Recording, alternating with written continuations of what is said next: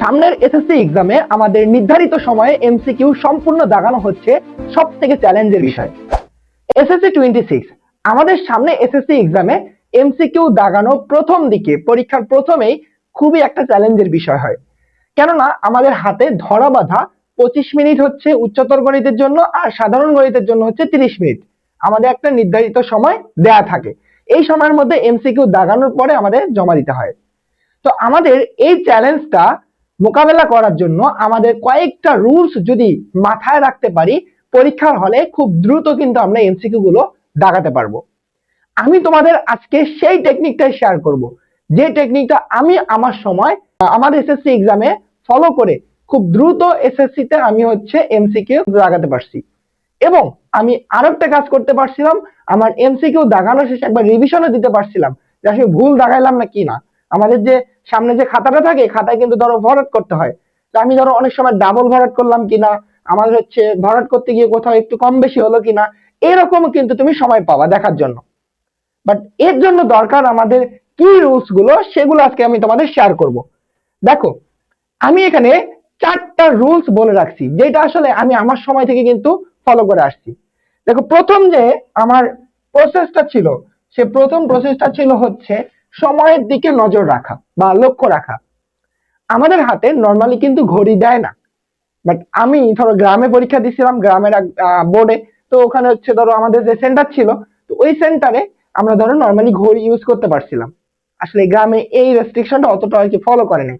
But আমরা এখন এই দিনে এসে কিন্তু আমাদের হাতে কোনো কাল আমাদের হচ্ছে ঘড়ি থাকবে না, বাট আমাদের ধরো ক্লাসরুমে যে ঘড়িটা দেওয়া থাকবে, মানে একটা ঘড়ি অবশ্যই থাকবে, বা যদি ঘড়ি কোনো কারণে যদি নষ্ট থাকে বা নাও থাকে, তোমরা স্যারকে জিজ্ঞাসা করতে পারো যে স্যার কত মিনিট সময় শেষ হয়ে গেল। তো তোমরা একটা জিনিসকে লক্ষ্য করবা, আসলে তুমি যে 5টা এমসিকিউ প্রথম দিকে থেকে দেখতেছো, ওই 5টা এমসিকিউ তোমার কতটুকু সময় চলে গেল আর কতটুকু সময় তোমার আছে। তুমি যদি সময়ের দিকে লক্ষ্য রাখো, তাহলে কিন্তু তোমার ব্রেন একটা তোমাকে পুশ করবে যে আসলে তুমি আর একটু আগাও, আর একটা এমসিকিউ বসে থেকে না। এমন আছে কিন্তু আমাদের আসলে পরীক্ষা হলে সব থেকে যে একটা বিষয় থাকে যে প্রথম দিকে কিছু কিছু এমসিকিউ থাকে, ধরো এরকম তো সিরিয়ালে আমাদের এমসিকিউ গুলো থাকবে, ধরো প্রথম এমসিকিউটা খুব দ্রুত পাইলা, দ্বিতীয়টাও তুমি এর থেকে একটু বেশি সময় দিয়ে পাইলা, 3 নাম্বার এমসিকিউতে এসে তোমার হচ্ছে একটু বেশি সময় লাগবে, একটু বেশি সময় লাগতে পারে। কারণ তোমার এমসিকিউ এর প্যাটার্নটা এভাবেই সাজানো থাকে যে প্রথম দিকে একটু তোমার কঠিন কঠিন এমসিকিউ গুলো দেয়, শেষের দিকে বা মাঝখানে তোমার কিন্তু প্রথম দিকের থেকেও সহজ সহজ এমসিকিউ গুলো থাকে। তো আমাদের আসলে এখানে খেলাটা, তো আমরা যদি প্রথম দিকে এই যে বেশি সময় লাগতেছে এই এমসিকিউ এসে যদি ধরো আমরা একদম মানে মাথা গুঁজে বসে থাকি যে এটা আমি সলভ করে তারপর আগাবো, তাহলে কিন্তু আমাদের সময়টা চলে যাবে, আমরা তখন আর সময়কে মেনটেন করতে পারবো না, অর্থাৎ আমাদের টাইম ম্যানেজমেন্টে প্রবলেম হবে। সো ধরো তোমার একটা এমসিকিউ এখানে এসে তোমার বাঁচতেছে বা পারতেছে না, খুবই স্বাভাবিক, তুমি যে সব পারবা এমন কোনো নিশ্চয়তা নেই। ধরো তুমি এটা পাচ্ছ না, তখন কি করবা, এটাকে স্কিপ করবা, এইটার দিকে আর তাকাবা না। তুমি এটা মনে রাখবা যে পরের বার আমি একবার দেখে যাবো, তুমি খাতায় ছোট্ট করে একটা ধরো ফোঁটা দিয়ে যাবা যে আসলে এটা আমাকে আরেকবার দেখতে হবে, বুঝছো? তো এই যে তুমি সময় লক্ষ্য করে করে তুমি এমসিকিউ এর একটা পার্ট রেখে রেখে এবং একটাকে স্কিপ করে তুমি সামনের দিকে আগাচ্ছ, এটা কিন্তু তোমার সহজ এমসিকিউ এর দিকে তোমাকে নিয়ে যাচ্ছে, যেগুলো তুমি দেখার সাথে অ্যান্সার করতে পারবা। বুঝতে পারছো? তো প্রথম আমাদের যে জিনিসটা লক্ষ্য করা উচিত সেটা হচ্ছে এটাই, যে সময়ের দিকে লক্ষ্য করা। দেখো, দ্বিতীয় যে কথাটা বলছিলাম আমি তোমার, যে দ্বিতীয় কথাটা ছিল হচ্ছে আমাদের ক্যালকুলেটর ট্রিক্স গুলো শেখা। ক্যালকুলেটর ট্রিক্সটা আবার কি জিনিস? আমরা পরীক্ষার সামনে দিব, অবশ্যই আমাদের কিছু না কিছু ট্রিক্স কিন্তু জানা আছে, ত্রিগোণমিতি থেকে বলো বা আমাদের হচ্ছে বাইনোমিয়াল এক্সপেনশন বা দ্বিপদী বিস্তৃতি বলো, এই যে টার্ম গুলো বললাম, এখান থেকে কিন্তু আমাদের অনেক ছোট ছোট ট্রিক্স আছে যে ক্যালকুলেটর দিয়ে ডিরেক্ট করা যায়। আমি তোমাদের একটা ছোট্ট এমসিকিউ সলভের মাধ্যমে বুঝাই দিচ্ছি আসলে কি বুঝাচ্ছি আমি তোমাদের। দেখো, এখানে একটা ত্রিগোণমিতির এমসিকিউ দেওয়া আছে, যেটা আমাদের 24 সালে আসছিল ঢাকা বোর্ডে। কি ছিল এমসিকিউটা? দেখো, এমসিকিউ বলছিল tan x = 5/2 হলে cos স্কয়ার x এর মান বের করো। আচ্ছা, আমরা নরমালি এটাকে সলভ করব কিভাবে বলো?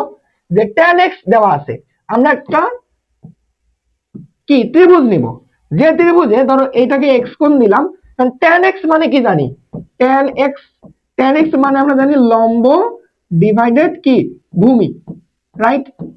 ওকে, আচ্ছা, লম্ব এখানে কত বলো তো, tan এর উপরে দেখো এখানে গেছে 5, আর ভূমি কত বলো আমাদের 2, তো এই ত্রিভুজের জন্য লম্ব হচ্ছে কত, এখানে 5, ভূমি কত বলো, এখানে হচ্ছে 2। কারণ পিথাগোরাস ফর্মুলা অনুযায়ী আমাদের অতিভুজটা কত হবে বলো, এখানে দেখো 5 square plus 2 square, that means √29। ওকে, একটা ত্রিভুজের আমি কি 3টা বাহুর মান পেয়ে গেলাম আমাদের জিওমেট্রিক যে ফর্মুলা গুলো দিয়ে। এখন আমাদের কাজ হচ্ছে cos স্কয়ার x এর মান বের করা। এখন তুমি কি করবা, cos স্কয়ার x, তো আমরা cos স্কয়ার x এর মান বের করব। তো এখান থেকে cos এর মান কত বলো, x এর জন্য cos হচ্ছে কি আমাদের ভূমি বাই অতিভুজ, অর্থাৎ ভূমি বাই অতিভুজ অর্থাৎ √29, যেহেতু স্কয়ার আছে তাহলে পুরাটার উপর স্কয়ার, অর্থাৎ 4 ডিভাইডেড আমাদের কি 29। ওকে, এটা হচ্ছে आंसर। आंसर দেখো এখানে কোথায় আছে, 4 ডিভাইডেড 29। হ্যাঁ, এটা একটা প্রসেস, বাট এখানে দেখো তুমি কিন্তু ভালো একটা সময় নিয়ে করছো ম্যাথটা। কিভাবে, তুমি এটার ফর্মুলাটা আগে জানো, ফর্মুলা জানার পর তুমি আরেকটা জিনিস কি করছো, চিত্র আঁকছো, চিত্র এঁকে আবার একটা পিথাগোরাসের ফর্মুলা, সে ফর্মুলা দিয়ে তুমি অতিভুজ মান বের করছো, 3টা মান বের করে আবার cos এর ফর্মুলা, তারপরে তুমি লাস্টে অ্যান্সারটা পাইছো।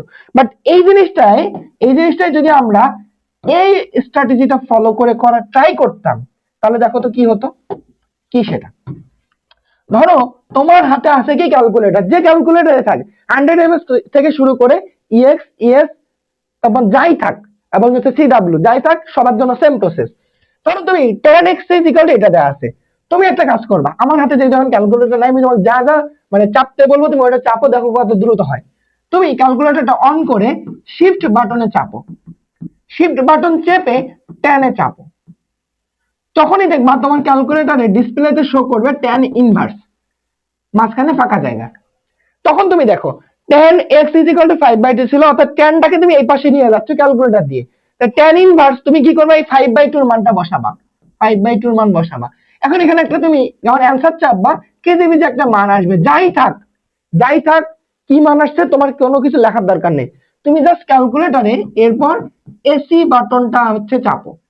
কি বললাম, এসি বাটন অন, মানে আমাদের অন বাটনে চাপবা না, এসি চাপলা, তাহলে দেখো তোমার ডিসপ্লে কিন্তু এখন কি মানে কিছু দেখা যাচ্ছে না, মানে নতুন করে কিছু ইনপুট দিতে বলতেছে। এখন কিন্তু তোমার এই ভ্যালুটা কিন্তু ক্যালকুলেটরে সেভ হয়ে গেছে। এখন তুমি সুন্দর করে কিসের মান বের করতে বলছো বলো তো, cos স্কয়ার x এর মান। তো তুমি আমার ক্যালকুলেটরে cos চাপো, cos চেপে অবশ্যই এখানে একটা মান চাচ্ছে, মান বসাও কিছু একটা চাচ্ছে। এখন তুমি কি করবা, তোমার ক্যালকুলেটরে x এর মান বসাবা, তুমি কিন্তু এখানে x এর মানই বের করছো মূলত। এবার তুমি তোমার ক্যালকুলেটরে অ্যান্স নামে নিচে একটা অপশন আছে, সেটা চাপো, দেখবা তাহলে cos অ্যান্স আসবে ভিতরে। এখন যেহেতু স্কয়ারের মান বের করতে বলছে, তুমি এবার স্কয়ার চাপো, তোমার স্কয়ার চাপার অপশন আছে, ইকুয়াল চাপো, ডিরেক্ট তোমার 4 ডিভাইডেড 29 আসবে, 4 ডিভাইডেড 29 আসবে। দেখো এখানে আসলে আমি ক্যালকুলেটর ট্রিক্স দিয়ে করলাম, কোনো ফর্মুলা জানি না, কোনো চিত্র আঁকা লাগলো না, কিচ্ছু করা লাগলো না। টেকনিকটা কি করছি আমি, শিফট চেপে tan চাপছি, এই ভ্যালুটা বসাই দিছি, তারপর তুমি ইকুয়াল চেপে যে মান পাইছো এসি করছো, সেভ হয়ে গেছে। তারপর হচ্ছে তোমার যেটা মান বের করতে বলছো তুমি ওটা করছো, হয়ে গেছে, একদম অ্যান্সার চলে আসছে। এখানে তোমার ফর্মুলার ঝামেলা নাই, চিত্রর ঝামেলা নাই, ব্রেনে তেমন আলগা কোনো প্রেশার নাই। দেখো তুমি ক্যালকুলেটর ট্রিক্স দিয়ে, যেটা আমি তোমার এখানে বললাম যে ক্যালকুলেটর ট্রিক্সটা জানা দরকার, এটা দিয়ে খুব দ্রুত করতে পারতেছো এবং অ্যাকুরেটলি করতে পারতেছো, তো তোমার ক্যালকুলেশনে কোনো ঝামেলা নেই। বুঝতে পারছো আমার কথাটা? আচ্ছা, এরপর দেখো আরেকটা কথা বলছি আমি, সেটা হচ্ছে তোমার কি বলো, অপশন টেস্ট। এই যে দেখো অপশন টেস্ট করা বা অ্যাজাম্পশন মেথড, অর্থাৎ তোমাকে ধরে নিয়ে আন্দাজে একটা টার্গেট ফিক্স করতে হবে যে এই অপশনগুলোর মধ্যে এটা আনসার হতে পারে। বাট এমন না যে তুমি আসলে আন্দাজে জায়গায় দিয়ে আসবা, তুমি কিন্তু টেকনিকটা যদি একবার জানো, তাহলে তুমি একদম আসলে সঠিক জায়গাটায় ধরতে পারবা। কিভাবে, দেখো এটার জন্য তোমার আমি আরেকটা এমসিকিউ সলভ করাচ্ছি। এটা দেখো যশোর বোর্ড 2024-এ আসা, তোমাদের ইতিমধ্যে এটার সাথে তোমরা অনেকেই পরিচিত আছো, এটা সলভ করতেও তোমরা জানো, আমি জানি। বাট দেখো আমি কত দ্রুত আমি এর সঠিক অ্যান্সারটা দেখাতে পারি। দেখো sine theta plus cos theta equal to a দেয়া আছে, বলছে এটার মান বের করো, অর্থাৎ sine to the power 4 theta plus cos to the power 4 theta. আচ্ছা আমি কি এটাকে এভাবে লিখতে পারি যে সাইন স্কয়ার থিটা তার উপর square plus cos square theta তার উপর স্কয়ার, আসলে এইটা মানে তো এটা। এখন দেখো স্কয়ার প্লাস বি স্কয়ারের ফর্মুলা, স্কয়ার প্লাস বি স্কয়ারের ফর্মুলা কি, এ এ তো আমাদের সাইন, ধরো sine square theta, a plus b cos square theta, a plus b whole square minus 2ab sine square theta into cos square theta. এটাই formula না আমাদের অনুসিদ্ধান্ত, বীজগাণিতিক formula, square plus b square অনুসিদ্ধান্ত। আচ্ছা sine square theta cos square থিটার মান কত? 1। এটা আমরা ধরো ছোট থেকে জানি, তাহলে 1 স্কয়ার মানে 1, তাহলে 1 minus 2 sign square theta into cos square theta. এখন কথা হচ্ছে এখানে কিন্তু আবার ফর্মুলা ফেলে ফেলে ফেলে ফেলে তোমার মানটা লিখতে হবে, বাট আমার কথা হচ্ছে আমি আর কিচ্ছু করব না, আমি এখান থেকে অ্যানসারটা বলে দিব।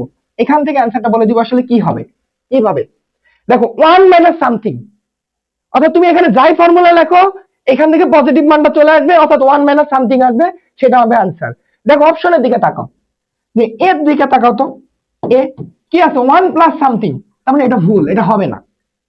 তারপর দেখো সির দিকে তাকাও, এখানে 1ই নাই সামনে, তাহলে 1 প্লাস মাইনাস তো কিছুই না, তাহলে এটা হবে না, এটাও আমাদের ক্যান্সেল।